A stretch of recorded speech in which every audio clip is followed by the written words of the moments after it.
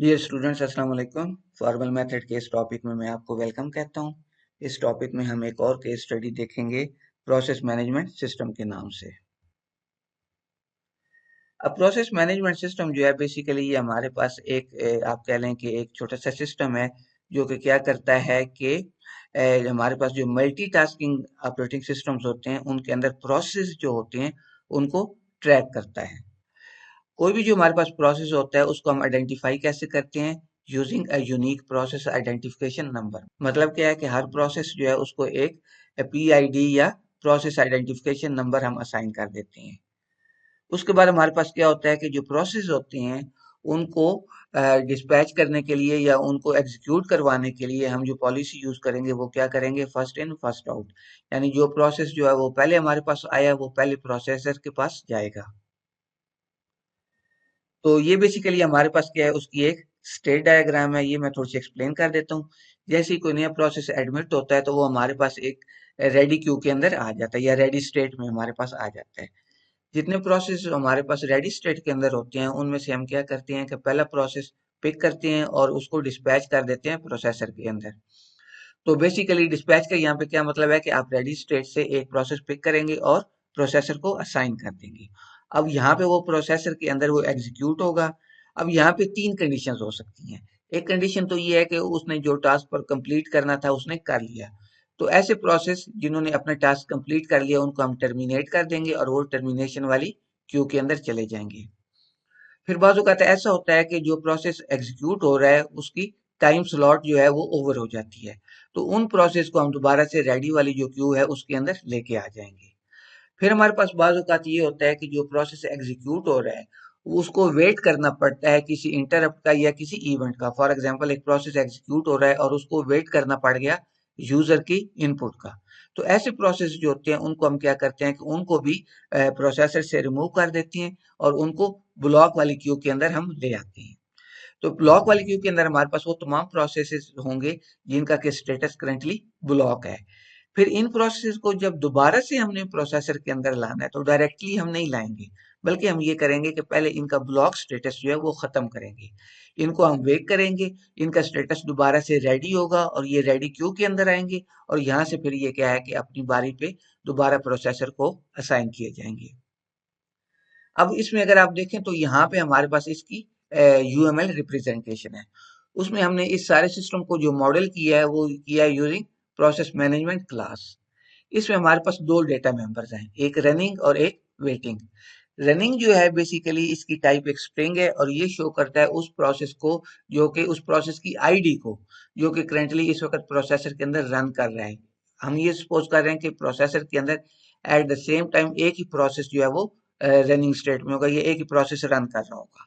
तो यहाँ पे जो प्रोसेस जो है प्रोसेसर के अंदर रन कर रहा होगा, रनिंग वाले डेटा मेंबर के अंदर हम क्या करेंगे कि उसकी आईडी स्टोर करवाएंगे। फिर हमारे पास एक कलेक्शन है वेटिंग के नाम से। अब वेटिंग वाली जो कलेक्शन है ये किस चीज की कलेक्शन है? प्रोसेस की कलेक्शन है। तो इसके अंदर हमारे पास दो तरह के प्रोसेस होंगे। एक वो प्रोसेस जो कि जिनका स्टेटस जो है वो रेडी है, जो रेडी स्टेट में है और हम उनको आप कह लें कि प्रोसेसर को असाइन कर सकते हैं। दूसरे वो प्रोसेस इसके अंदर भी वो भी मौजूद होंगे जिनका के स्टेटस जो है वो ब्लॉक्ड है। ठीक है, तो वो तमाम प्रोसेस जिनका स्टेटस ब्लॉक्ड है वो भी इसके अंदर मौजूद होंगे और जिनका स्टेटस रेडी है वो भी इनके अंदर मौजूद होंगे। हमारे पास ये जो वेटिंग वाली क्यू है इसके अंदर। तो जिनका स्टेटस ब्लॉक्ड है फिर हम क्या करेंगे कि उनका स्टेटस जो है वो पहले अपडेट करेंगे, यानी ब्लॉक्ड से उसका स्टेटस क्या करेंगे? रेडी करेंगे और वो दोबारा से फिर क्या होगा कि वो प्रोसेसर को असाइन होंगे। इसमें फिर हमारे पास मेथड्स हैं। पहला मेथड क्या है? एडमिट का मेथड है। ये क्या करता है कि एक प्रोसेस की आईडी इनपुट लेता है और उसको हमारे पास वेटिंग वाली जो ये ये आप कह लें कि कलेक्शन है इसके अंदर असाइन करवा देता है। फिर हमारे पास क्या है? डिस्पैच का मेथड है। ये मेथड क्या करता है कि ये नेक्स्ट प्रोसेस पिक करता है जो कि रेडी स्टेट में हो। उसको क्या करता है कि उसको ये प्रोसेसर को असाइन करवा देता है या दूसरे लफ्जों में रनिंग वाले वेरिएबल को या रनिंग वाले डेटा मेंबर को असाइन करवा देता है। नेक्स्ट हमारे पास टाइम आउट का मेथड। ये मेथड क्या करता है कि ये प्रोसेसर के अंदर जो करंट प्रोसेस एग्जीक्यूट हो रहा होता है उसको दोबारा से वेटिंग वाली जो हमारे पास ये कलेक्शन है इसको असाइन करवाता है।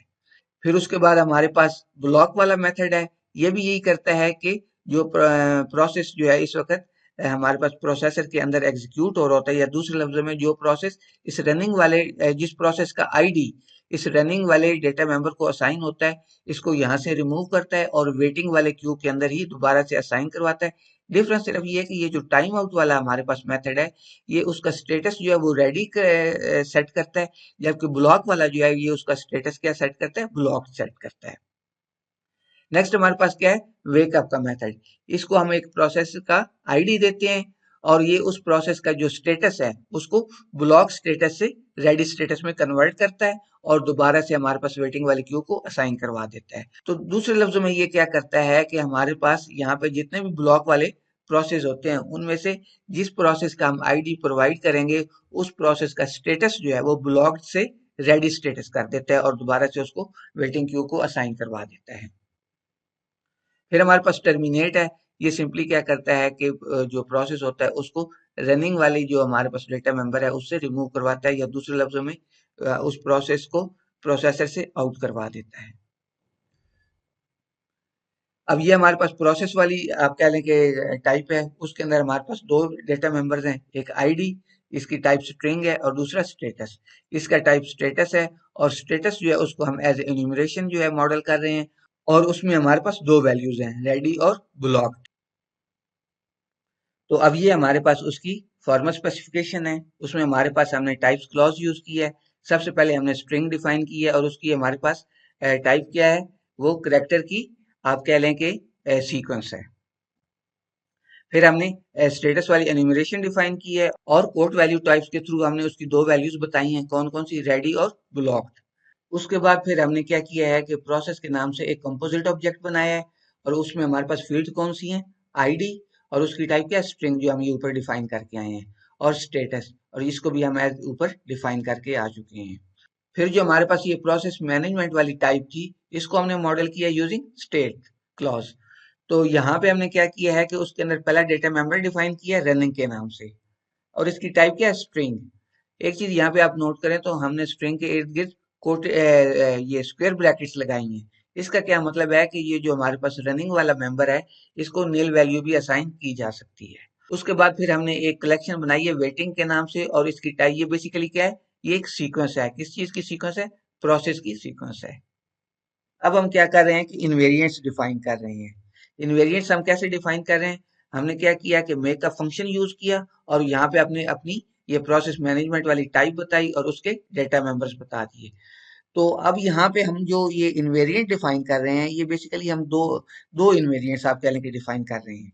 एक ये वाला इन्वेरिएंट है यहाँ से यहाँ तक, और दरमियान में हमारे पास एंड है, और फिर हमारे पास दूसरा इन्वेरिएंट है यहाँ से यहाँ तक। ठीक है।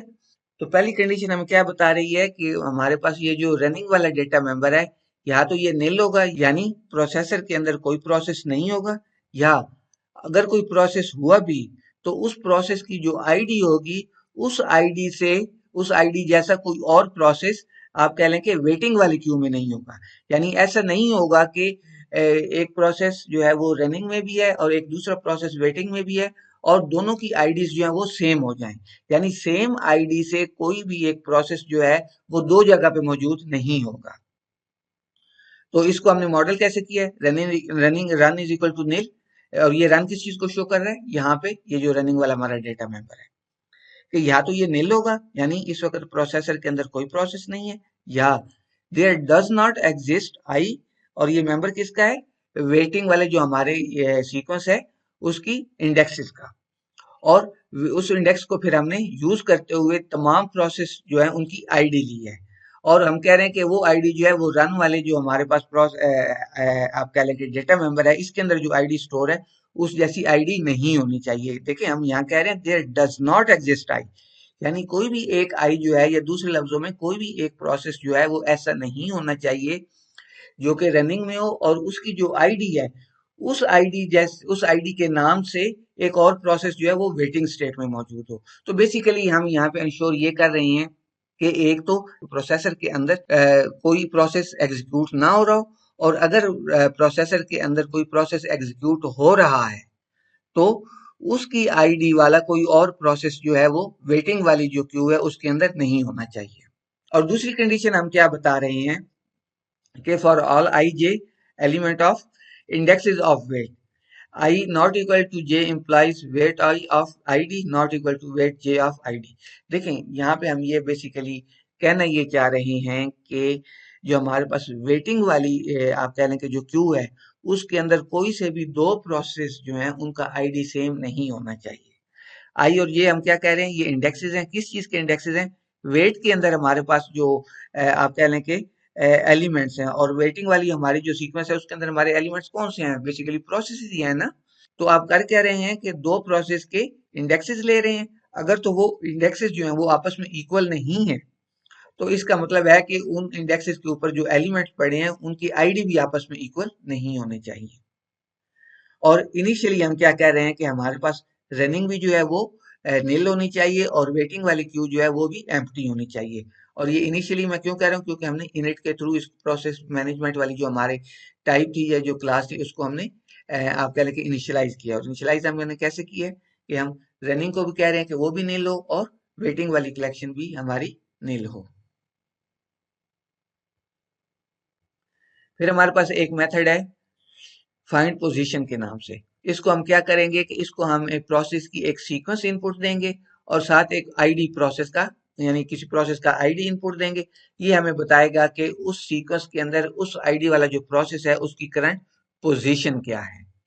प्री कंडीशन हमारे पास क्या है कि जो भी हम आप कह लें कि ये सीक्वेंस इनपुट करें उस सीक्वेंस के अंदर इस आईडी वाला प्रोसेस जो है वो मौजूद होना चाहिए। अब इसको आप पढ़ेंगे कैसे? There exist A P that is member of elements of this sequence. ठीक है, ये क्यू इन जो हमने जो एज ए आर्गुमेंट इनपुट ली है, तो क्यू इन के अंदर हमारे पास एक पी ऐसा होना चाहिए जिसका के आईडी जो है वो हमारे पास इस आईडी के इक्वल हो। तो जाहिर बात है कि जब ये वाला आईडी जो है ये इसके अंदर इस सीक्वेंस के अंदर मौजूद होगा तो उसकी पोजीशन जो है वो रिटर्न होगी। और पोस्ट कंडीशन में हम क्या कह रहे हैं कि इस क्यू के अंदर वो पोजीशन रिटर्न हो जिस पोजीशन पे आईडी जो है वो इस आईडी के बराबर हो जाए। तो ये बेसिकली क्या कर रहा है कि ये हम इसको जो एक सीक्वेंस दे रहे हैं और एक प्रोसेस आईडी इनपुट दे रहे हैं, तो ये हमें बता रहा है कि उस सीक्वेंस के अंदर उस प्रोसेस उस आईडी के नाम से जो प्रोसेस है उसका उसकी पोजीशन या दूसरे लफ्जों में उसका इंडेक्स क्या है। नेक्स्ट है हमारे पास फाइंड नेक्स्ट।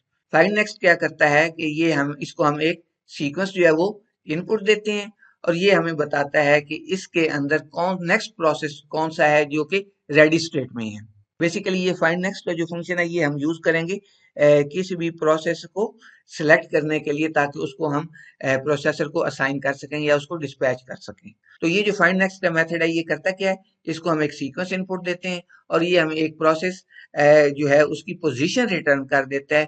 किस प्रोसेस की पोजीशन? जो कि नेक्स्ट प्रोसेस जो कि रेडी है किसी भी उस प्रोसेसर को असाइन होने के लिए। प्री कंडीशन हम क्या बता रहे हैं कि there should be a process that should be member of elements of queue in and status of that process should be equal to ready। यानी हमारे पास जो ये प्रोसेस की जो ये सीक्वेंस है इसके अंदर कम अज कम एक प्रोसेस ऐसा होना चाहिए जो कि रेडी स्टेट में हो। ठीक है, तो ये बेसिकली प्री कंडीशन जो है ये इस चीज को इंश्योर कर रही है। पोस्ट कंडीशन में हम क्या कर रहे हैं कि अब अच्छा एक चीज ध्यान में रखिएगा कि हमने जो नेक्स्ट प्रोसेस हमारा रेडी स्टेट में है उसकी हमने पोजीशन रिटर्न करवानी है। तो पोस्ट कंडीशन के अंदर हम क्या कह रहे हैं कि वो पोजीशन रिटर्न करो जिस पोजीशन पे प्रोसेस का जो स्टेटस है, एक तो ये कि वो रेडी स्टेटस है और उस स्टेटस से और उस पोजीशन से पहले कोई और प्रोसेस ऐसा नहीं है जिसका स्टेटस रेडी हो। थोड़ा सा मैं इसको यहाँ पे ये बता दूं कि there does not exist I that is element from one to position -1। यानी कि जो पोजीशन आप रिटर्न कर रहे हैं उस पोजीशन से एक इंडेक्स पहले तक कोई भी आई ऐसा नहीं होना चाहिए जिसकी स्टेट या जिसकी स्टेटस जो है वो रेडी हो। दूसरे लफ्जों में ये चीज इंश्योर कर रहा है कि हमारे पास सीक्वेंस के अंदर या वेटिंग क्यू के अंदर जितने भी प्रोसेस पड़े हुए हैं उनमें से पहला प्रोसेस जो रेडी स्टेट में है वो हमारे पास उसकी पोजीशन रिटर्न हो। फिर हमारे पास क्या है, रिमूव का मेथड है। इसको हम क्या करेंगे कि एक सीक्वेंस इनपुट देंगे और साथ एक प्रोसेस की पोजीशन इनपुट देंगे। तो ये क्या करेगा, उस पोजीशन पे जो प्रोसेस पड़ा होगा उसको आप कह लें कि रिमूव करेगा इस सीक्वेंस में से, और एक अपडेटेड सीक्वेंस जो है वो हमें रिटर्न कर देगा। उस प्री कंडीशन हमारे पास इसकी क्या है कि जो हम पोजीशन बता रहे हैं, ठीक है, उस पोजीशन के ऊपर हमारे पास प्रोसेस होना चाहिए। बेसिकली अब यहाँ पे पोजीशन क्या है, ये प्रोसेस का इंडेक्स है ना। मतलब हमारे पास अगर वेटिंग के अंदर P1, P2, P3 और P4 पड़े हुए हैं, ठीक है, इसकी पोजीशन 1 है, 2 है, 3 है और 4 है। तो बेसिकली अब यहाँ पे जब हमने कह दिया कि इंडेक्सेस ऑफ क्यू इन, अब मैं इसको W की बजाय क्यू इन कर देता हूँ, ठीक है। तो इंडेक्सेस ऑफ क्यू इन में हमारे पास क्या रिटर्न होगा, 1, 2, 3 और 4 ही रिटर्न होगा। तो हम ये कह रहे हैं कि ये जो पोजीशन हमने इनपुट दी है ये इस पोजीशन के अंदर मौजूद होनी चाहिए, या दूसरे लफ्जों में जिस प्रोसेस को आपने रिमूव करना है इस सीक्वेंस के अंदर वो प्रोसेस जो है वो मौजूद हो। पोस्ट कंडीशन में हम क्या कह रहे हैं कि हमारे पास एक सीक्वेंस आए 1 से लेके पोजीशन -1 तक, और साथ क्या हो, वो कंकैटिनेट हो किसके साथ, पोजीशन +1 से लेके लेंथ ऑफ हमारे क्यू इन, यानी ये जो हमारे पास सीक्वेंस आई है। इसको मैं आपको यूं एक्सप्लेन कर देता हूं कि फॉर एग्जांपल हमारे पास ये जो क्यू इन है, ठीक है, क्यू इन, इसके अंदर हमारे पास क्या है, 4 प्रोसेस हैं, P1, P2, P3, P4 और चले मैं एक P5 भी बना देता हूँ, ठीक है। अब इसका इंडेक्स क्या है, पोजीशन क्या है, 1, 2, 3, 4 और 5। सपोज हम ये पोजीशन इनके अंदर 3 वाली वैल्यू बताते हैं, तो अब ये क्या चीज, ये जो एक्सप्रेशन है ये क्या रिटर्न कर रहा है, 1 2 3 -1। पोजीशन इन जो हमारे पास 3 है ना, 1 to 2 यानी दूसरे लफ्जों में, तो 1 to 2 हमारे पास ये क्या इसने रिटर्न कर दिया, P1 और P2।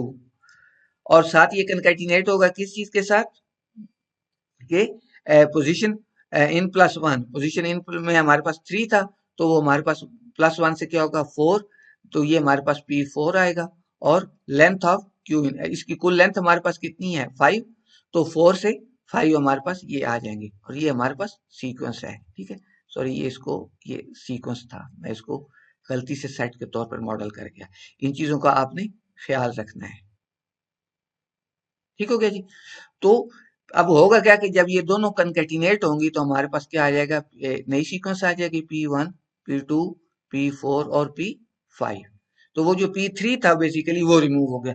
तो यहाँ पे ये जो पोजीशन इन -1 की है, तो ये हम क्या कह रहे हैं कि इस पोजीशन से एक पिछली तक, और +1 का क्या मतलब है कि उस पोजीशन से एक नेक्स्ट एलिमेंट से लेके एंड तक।